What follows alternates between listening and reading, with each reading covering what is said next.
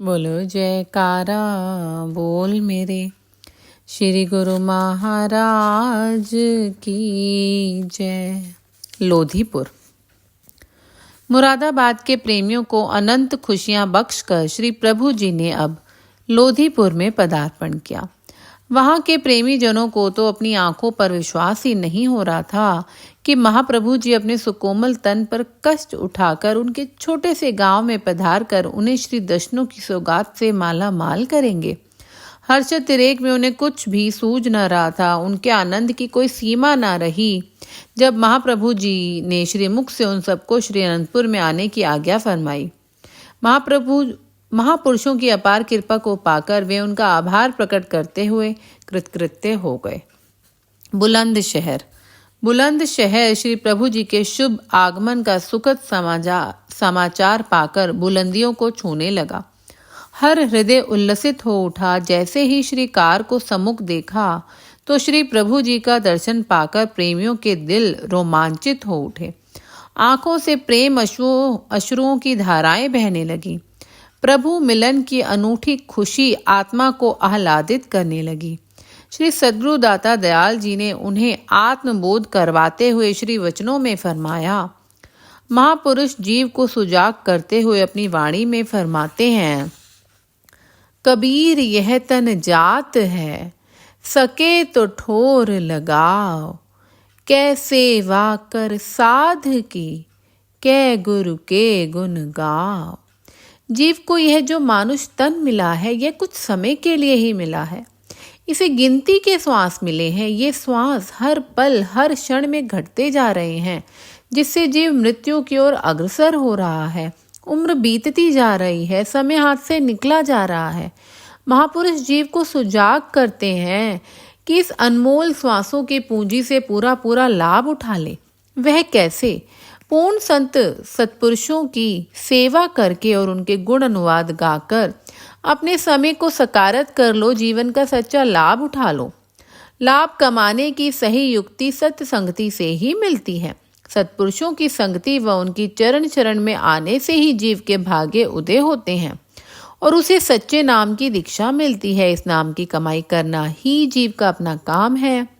प्रभु नाम को हृदय में बसाते हुए अपना लोक परलोक संवारना है। श्री वचनों की अमूल्य निधि को पाकर प्रेमी जन निहाल हो गए। सब एक दूसरे को बधाइयां देकर खुशियां व आनंद मनाने लगे। अगले दिन जन जन को भक्ति व परमारथ की राह दिखलाने वाले श्री सद्गुरुदेव जी महाराज ने खुर्जा शहर में कृपा फरमाई। खुर्जा में बाई विचार सागरानंद जी तथा बाई प्रेम कृष्णानंद जी सत्संग कार्य करती थी। उन्होंने श्री आनंदपुर में श्री चरणों में विनय की थी कि प्रभु खुर्जा में बने अपने छोटे से स्थान पर विराजमान होकर वहां के प्रेमियों को अपने पावन श्री दर्शनों से कृतार्थ करें। प्रभु आगमन की खुशखबरी ने खुर्जा वासी गुरुमुखों की अंतरात्मा में उल्लास भर दिया।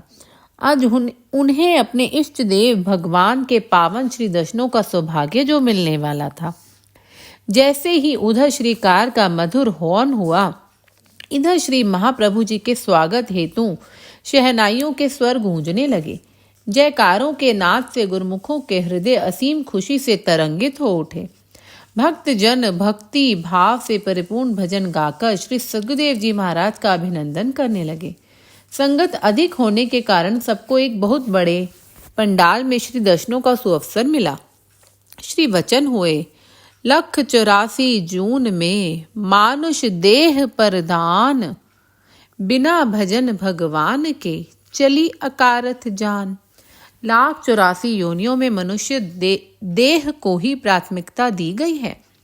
इसे सबसे उत्तम बताया गया है। इसकी सर्वश्रेष्ठता इसलिए है ताकि यह इसको पाकर सर्वश्रेष्ठ काम कर सके। मालिक ने यह दुर्लभ देही विशेष काम के लिए प्रदान की है। वह काम क्या है? मालिक का भजन सुमिरन करना, हर पल मालिक की याद में निमग्न रहना। जो जीव इस मानुष देही को पाकर नाम की कमाई करता है वह निश्चय ही भवसागर से पार हो जाता है। यदि इस काम को नहीं किया और अपने समय को दुनिया के झूठे धंधों में गवा दिया तो सिवाय पछताने के और कुछ भी हासिल नहीं होगा।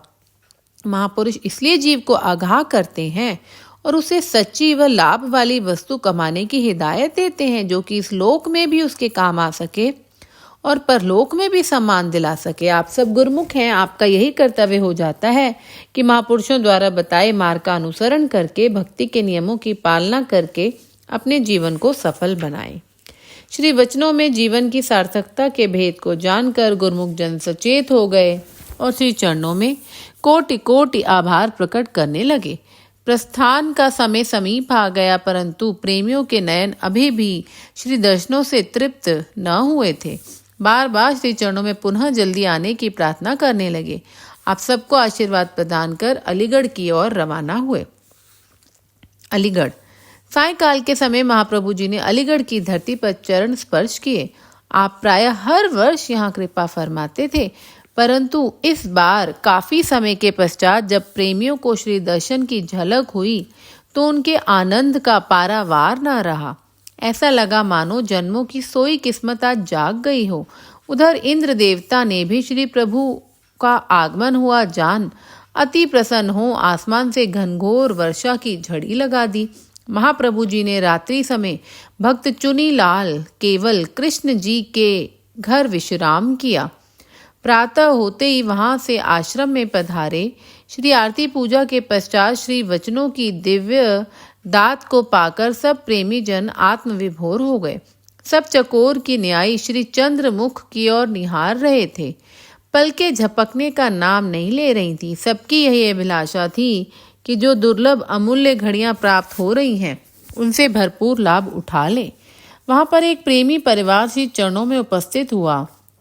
उन्होंने अपने हृदय के भावों को एक शब्द के रूप में गायन करते हुए कहा, दरमादे ठाडे दरबारी, तुझ बिन सूरत करे को मेरी, दर्शन दीजे खोली के वार। तुम धन धनी उदार, त्यागी श्रवणन सुनियत सुजस तुम्हार। मागऊ काहि रंक सब देखऊ, तुम ही ते मेरो निस्तार। जयदेव नामा बिप सुदामा, तिन कऊ कृपा भई है अपार। गुरवाणी अर्थात हम विनम्र भाव से आपके दरबार में उपस्थित हुए हैं। आपके सिवा कौन हमारी संभाल कर सकता है। हमें अपने दर्शनों से भरपूर कर दीजिए। आप अति धनी, उदार चित्त और सर्वज्ञ हो। हमने अपने कानों से आपकी ऐसी महिमा सुनी है। सारा संसार तो भिखारी है, फिर हमारा निस्तार तो आपसे ही है। आपने जयदेव, नामदेव और सुदामा पर अत्यंत कृपा कर उनका उद्धार किया। हम आपकी शरण में आए हैं, हमारा भी उद्धार कर दीजिए। उनके भाव से भरे इस शब्द को सुनकर श्री सद्गुरुदेव जी महाराज ने फरमाया, आप सब गुरमुख हैं, भिखारी नहीं, भाग्यशाली हो। आज तो तुम्हारे जन्मों के पुण्यों का खजाना खुल गया है। तुम सच्चे धनवान हो। आपके कई जन्मों के पुण्य एकत्र हुए हैं, जो आप सौभाग्य से इस ऊंचे व आलीशान दरबार में आए हैं। आप सुख, आनंद और शांति के द्वार पर पहुंच गए हैं। सद्गुरु की शरण सब सुखों की दाता है। यह बड़े भाग्यों से मिलती है। कृपा करे जिस पार ब्रह्म, होवे साधु संग। गुरवाणी जिस पर पार ब्रह्म परमेश्वर की कृपा हो जाती है, उसे ही सत्पुरुषों की संगति का संयोग मिलता है। उन्होंने विनय की, प्रभु यह हमारे पुण्यों का फल नहीं, आपकी असीम अनुकंपा के प्रताप से आपके दरबार में आपके श्री दर्शन का परम सौभाग्य मिलता है। महात्मा रोशनानंद जी एवं महात्मा आत्मदर्शनानंद जी उस समय वहां पास ही खड़े थे। उन्होंने जैसे ही श्री वचन श्रवण किए तो एक दूसरे से कहने लगे, महापुरुष एक ही ज्योति स्वरूप होते हैं। समय समय पर वे अपने निराले ढंग से सत्संग द्वारा गूढ़ रहस्य प्रकट करते हैं। देखा महात्मा जी, श्री परमहंस दयाल जी महाराज ने श्री आरती की रचना के समय भक्त साहिब चंद जी को कहा था, आप मूर्खन की जगह भाग्यशाली लिखो। जो सद्गुरु की शरण में आ गया वह भाग्यशाली है। आज श्री गुरु महाराज जी ने अपने वचनों में कितना गूढ़ भेद बतलाया है कि जो श्री दरबार में आया, श्री दर्शन व सत्संग व महापुरुषों की समीपता में आया, उसने सुख, आनंद और भक्ति के खजाने को पा लिया। उसके दुख संकट सब दूर हो गए, यही अटल सत्य है। इस प्रकार उत्तर प्रदेश की यात्रा संपूर्ण कर और भक्ति व नाम के सच्चे धन से सबकी झोलियां भरकर आप प्रेम बाग, आगरा व अन्य स्थानों पर दर्शन देते हुए श्री व्यास पूजा के पर्व पर श्री अनंतपुर पधारे। दिन प्रतिदिन संगतें श्री दर्शन को आने लगी। श्री सद्गुरु दाता दयाल जी सबको भक्ति की दात प्रदान कर निहाल करने लगे। महापुरुष समय समय पर प्रेमी गुरुमुखों को अपने वचनों द्वारा ऐसे गूढ़ रहस्यों का वर्णन करते हैं जिनमें भक्ति का सार तत्व समाया होता है, सेवकों का हित भरा होता है। यदि गुरुमुख जन सत्पुरुषों के एक एक वचन का गहराई से अवलोकन व मनन करें तो उन्हें भक्ति की मुक्ता मणियां संजोने में अधिक परिश्रम नहीं करना पड़ेगा। महापुरुष हर समय जीव को रूहानी लक्ष्य पर पहुंचने का मार्ग बतलाते हैं, जिसे स्वयं समझ पाना जीव बुद्धि से परे की बात है। उनके प्रत्येक वचन एवं हर कार्यवाही में जीवों का हित ही भरा होता है। ऐसा ही एक बार का वृत्तांत है। श्री सद्गुरुदेव जी महाराज श्री प्रयागधाम में अपने कक्ष में विराजमान थे। पास में कुछ सेवक हाथ जोड़े सेवा में उपस्थित थे। श्री प्रभु जी ने मोजवश भक्त गुरचरण जी, महात्मा योग धर्मानंद जी को संबोधित करते हुए फरमाया कि बाहर जाकर देखो कि मौसम कैसा है। श्री आज्ञा पाकर भक्त जी तुरंत बाहर गए और लौटकर विनय की, प्रभु मौसम साफ है। पुनः महाप्रभु जी ने फरमाया, मौसम साफ है या मन साफ है? भक्ति मार्ग पर अग्रसर होने के लिए मन की सफाई होना अति आवश्यक है। जब तक मन साफ व निर्मल नहीं होगा तब तक जीव महापुरुषों की प्रसन्नता प्राप्त नहीं कर सकता। जब तक जीव महापुरुषों की प्रसन्नता को प्राप्त नहीं कर लेता उसे भक्ति रूपी चिंतामणि को पाना कठिन है। रामायण में भी वर्णन आया है, निर्मल मन जन सो मोहि पावा, मोहि कपट छल छेद्र ना भावा।